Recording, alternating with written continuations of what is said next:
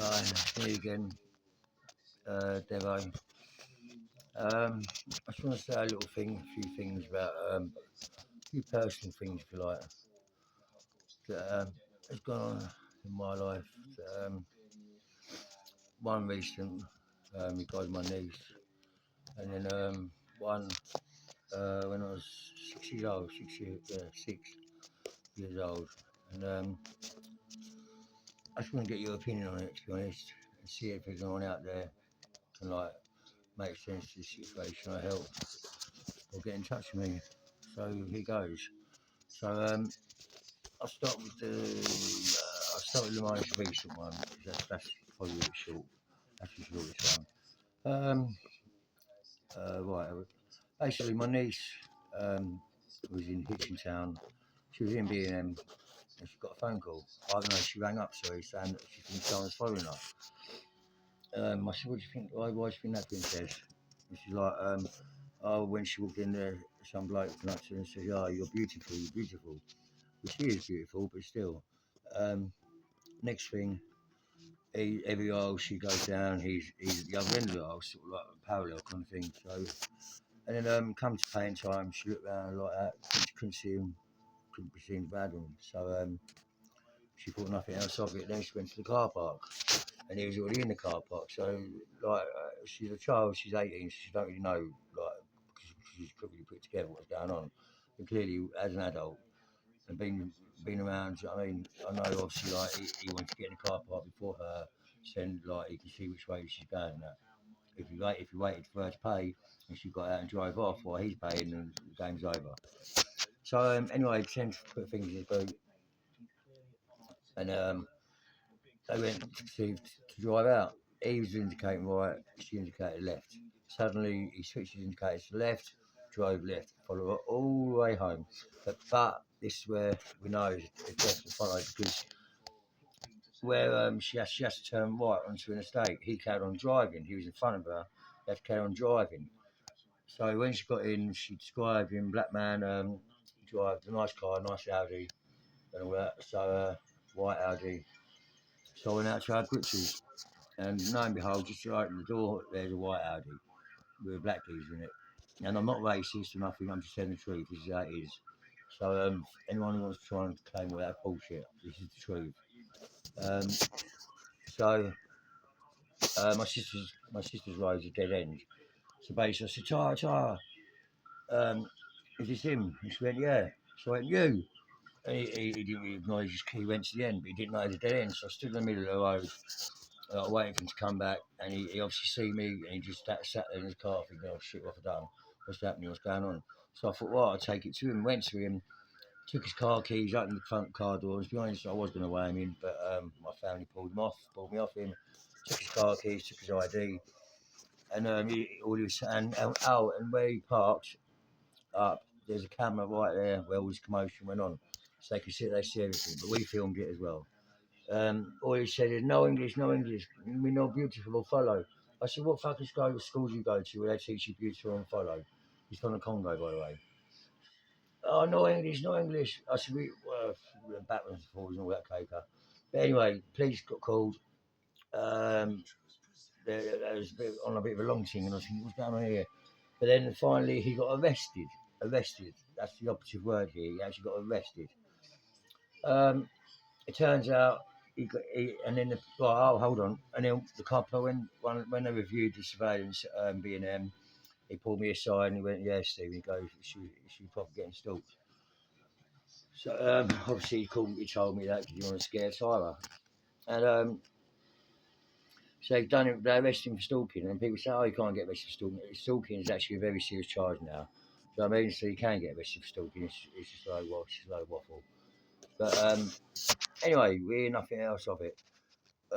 Apart from he's not allowed around the area, and he's got to go on a course. And we thought, well, that's strange. But he didn't get charged. So how can you do that then? How does that work? They've acknowledged that he's committed offence by punishing him for the offence, but he hasn't been charged. So I looked into it further, and Luton Town Football Club had just bought him for 3.5 million. He's their star defender. Oh God, this is not, his name's too long for me to look at. But if you look at Luton Town. He's in the 18. He's a star defender. He's not long been bought. It's like so. Obviously, clearly to me, that spelled out money. They just invested into him, so they didn't want to lose that investment. And Luton Town have been apparently doing better because he's in defence. So if anyone can come and if anyone can help me on this, then please, because I'm a one-man army here. I don't know, I just want to resolve the situation because it ain't right. It really ain't right. Like my niece was like they don't just not even care. Like my niece, she's 18 years old, and she come up to me, bless her, she goes, Stephen, Uncle Stephen's that happened to everyone. There's a lot of all men out there like that, and I was like, no, princess, 1% of the men are out there like that. I said, it probably would never happen to you again. I said, but like if it does, I said, just call me. I said, look, I said he certainly won't be coming back. Anyway, that's the first one. The second one's regarding my dad, and you lot tell me if that's weird, if this is weird or not, or if I'm just being like going over the top. Um, oh god, this is a hard one. Basically, my dad got murdered by his stepson at the time. When my dad got murdered, his mum then become our foster mum because we all got I got there's four of us, and me, my sister was a year older than me. I was only 6 months old. She was a year and a half. We got put in children's home. Went from children's home to children's home. Our older brother and sister went to children's home. No, we went to foster home. Our other brother and sister went to children's home. But then my old man had done his full service in the army, 22 years in the Royal Ambulance, called Mick Devonshire, and he was a disciplined man and all that. And basically, yeah. And then that night, like, basically arguing, my dad and Judy, his mother, the witch, was arguing, and apparently she called Simon, her son, to come and sort it out. Why'd you call your son to come sort it out anyway? He was at a pub. Just so happened he was at a pub, tiny little pub in a tiny little town, Royston was North Star, where Bobby George used to drink, and he turned around with his drinking partner to go in the kitchen. He said, "Oh, I wish that bastard was dead." It just so happened she goes, "Oh, I've got a gun." That don't happen in a little town. But anyway, suddenly, but in the kitchen, or a year later at the house, in the kitchen, you go two steps, yeah. So say you got the doorway, you got the where's the I'll just stand here. Right, you got the doorway here. Take 1, 2, and there's the outhouse toilet. But you have to step aside to see who's round the corner. Do you know what I mean? Or to come out that way. So you come out the front door, or you can come out the back kitchen door and walk out because it's detached to another house with a thing across there. That right. Do you know what I mean? So he was basically ambushed. Spilled bloody coffee there. Hold on. Yeah, basically he was ambushed, and then sorry, I should go and clean up the coffee there. But basically he was ambushed, and bearing in mind this boy is only 20 years old. This is 1986. He shot him in the neck, twice in the neck with a shotgun. Right now that's the basics of this. That's the outline of it. But now let me tell you a few holes in this story. Now I'm older, I look back, and I can see it. Like I heard loads of screams. I heard him say, "He's only gone and done it. He's only gone and done it," which implies they obviously sort of it was being discussed before. And also, how did Simon know it was my dad crossing them 2 steps to go to the toilet? It could have been his mum, it could have been his sisters. How do you know it was my dad? And also, he reckons the power of the first shot sent him flying back and let off the power of the second shot, which just coincidentally landed in his neck too. But I ain't got a danny about the shotguns, but I know if a shotgun goes off, it's powerful, it goes up. Not bloody sends you back then goes up, it will just go up straight away and shot. So there's one hole. Well, it's two holes. Because the first hole, obviously, how do you know that that's not his mum, or he's just walking past? And also, where did he get the gun from so quick to come and do this? Um, and to be so calm, this is the fourth hole. To be so calm and collective, to like then take all his clothes off. Bear in mind, it's 1986, so even now, if this happened and they see you, they can't see your hands, but you can't see what's in your hands, they're going to shoot you.